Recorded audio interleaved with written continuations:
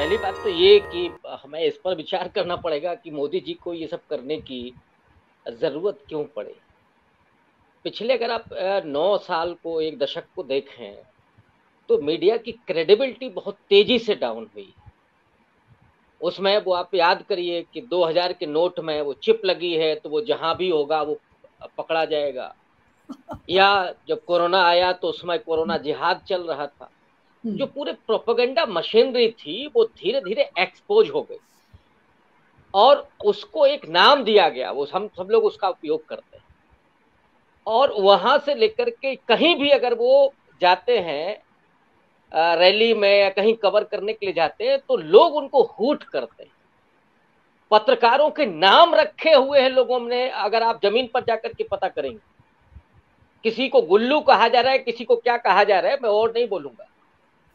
ये जो लोगों की चेतना में मीडिया को डिस्क्रेडिट होना पड़ा है, उसके चलते जो उसकी लीडरशिप डाउन हुई है। अब मोदी जी का जिसने ब्रांडिंग किया था, और अभी अगर आप केवल 15 दिन के आंकड़े उठा करके देखें, खुद ऑर्गेनाइजर ने लेख लिख करके ये कहा है कि मोदी जी की छवि और हिंदुत्व के जरिए हम चुनाव नहीं जीत सकते। बिल्कुल। आप सर्वे उठा करके पिछले 4 दिन के देख लीजिए कि कौन प्रधानमंत्री आपको चाहिए, राहुल गांधी या नरेंद्र मोदी।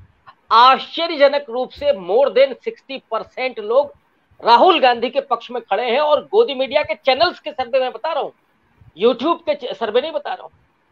ये जो करिश्मा हुआ है, माने जिनको ये लगता था डंके की चोट पर, जो कहते थे कि हम 50 साल तक राज करेंगे, उनको अपने पैरों के तले की जमीन खिसकती हुई नजर आ रही है। और इसीलिए अब उनको ये सोचना पड़ रहा है कि ये हुआ कैसे, ये करिश्मा हुआ कैसे। वो राहुल गांधी जिनके एक वीडियो को कट करके आपने उनको पप्पू साबित किया कि इधर से आलू डालिए उधर से सोना निकालिए, वही राहुल गांधी जब भारत जोड़ो यात्रा करते हैं तो किसी मीडिया ने उनको तवज्जो नहीं दी। उनका केवल टी शर्ट दिखाया था कि साहब 34,000 का पहनते हैं, उसके बाद फिर ब्लैकआउट किया। तो जिस मेनस्ट्रीम मीडिया ने विपक्ष को ब्लैकआउट किया, वो यूट्यूब पे आ गया। वो उन मुद्दों को जब उठा रहा था तो यूट्यूब ने उसको पकड़ा। और एक वो इस सरकार से जो निराश, सरकार से गुस्सा जो जन समुदाय था, वो उन खबरों को देखने लगा। वहां से जो ये सीधा विभाजन हुआ इस समाज में। और मोदी जी पर तो बाकायदा स्टोरी हुई थी टाइम की, डिवाइडर इन चीफ वाली। अब आप अगर मीडिया में ही बात कर रहे हो और दर्शक ही आपस में लड़ जाते हैं। अब सिर्फ इतना नहीं है कि वहां पे मुर्गे लड़ाए जा रहे हैं, सिर्फ वहां पर टीवी डिबेट में 2 पार्टी के या 2 धर्मों के लोगों को बिठा करके नहीं लड़ाया जाता है, दर्शकों को लड़ाया जाता है। ये नया ट्रेंड है हिंदुस्तान का। और उसकी जगह पर आप देखिए कि सत्य हिंदी हो या दूसरे और यूट्यूब चैनल हो, लंबी लंबी बहसें 10-10 मिनट तक लोग एक साथ बोलते हैं और बड़ी शिद्दत के साथ, बड़े गौर से। इस देश में ही नहीं, नीलू जी, सत्य हिंदी की अगर आप क्रेडिबिलिटी की बात करें तो इस देश के बाहर भी बेहद पॉपुलर है।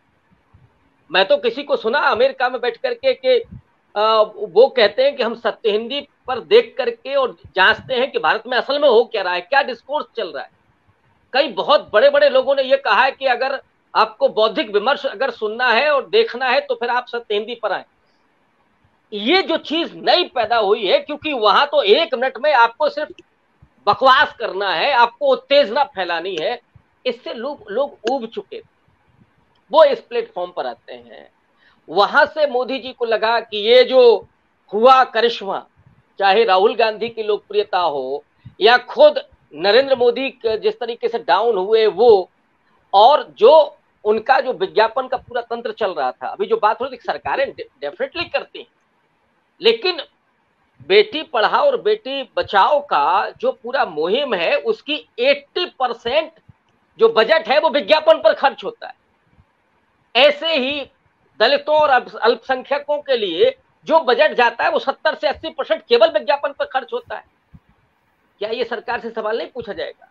ये सवाल, या मोदी जी का जो गोदी वाला गांव था, उसमें एक यूट्यूब वो चैनल ही गया था एक लड़का, और उसने बताया कि वहां पर लोग घास की रोटी खा रहे, तो उस पर तो एफआईआर हो गई, जेल चला गया बेचारा।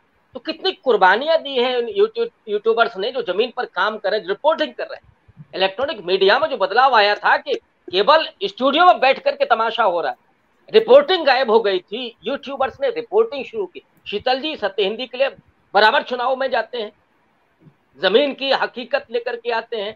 ये जो बदलाव है, उस बदलाव को अब मोदी जी समझ रहे हैं और वो जान रहे हैं कि जब तक ये यूट्यूबर्स हमारे साथ नहीं आएंगे, जो हमारा गुब्बारा फुलाया गया था उसमें दोबारा से हवा नहीं भरी जा सकती। इसके लिए वो उनकी बेबसी है। दूसरा, आप देखिए कितने सारे आंदोलन खड़े हुए, किसान आंदोलन 13 महीने चलता है। उस आंदोलन को ब्लैकआउट किया, उसमें ढूंढा जा रहा था कि कहां कोई सिख आतंकवाद निकल आए, कहीं कोई ऐसी चीज निकल आए, उसको तो हाईलाइट किया जाता, लेकिन नहीं हुआ। 2 अप्रैल 2018 का आंदोलन स्वतः स्फूर्त केवल सोशल मीडिया के जरिए। और मैं यहां एक अलग से बात जोड़ना चाहता हूं कि जो पूरा सोशल मीडिया है वो बहुजन मीडिया के जरिए आगे बढ़ता है। और मुझे तो याद आते हैं डॉक्टर अंबेडकर, जो कांग्रेस का जमाना था आजादी के आंदोलन में, जहां डॉक्टर अंबेडकर की लगातार आलोचना होती थी, उन्होंने अपने अखबार शुरू किए, मूक नायक से लेकर के बहिष्कृत भारत, जनता, समता, ये लेकर के आए। तो आज क्या है ना कि आज विपक्ष के पास अपनी आवाज पहुंचाने के लिए, अपनी अपनी बात रखने के लिए क्या, पार्लियामेंट में आप उनकी आवाज कम कर दे रहे हैं, तो कहां जाएगा वो?